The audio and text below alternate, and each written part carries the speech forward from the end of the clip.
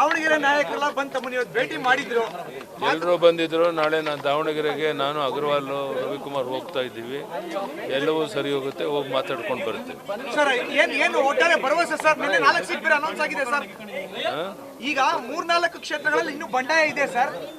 ಎಲ್ಲವೂ ಸರಿ ಹೋಗುತ್ತೆ, ಯಾವುದೂ ಸಮಸ್ಯೆ ಇಲ್ಲ. ಇನ್ನೊಂದು ಕ್ಷೇತ್ರ ಇವತ್ತು ನಾಳೆ ಅನೌನ್ಸ್ ಮಾಡ್ತಾರೆ, ಚಿತ್ರದುರ್ಗ.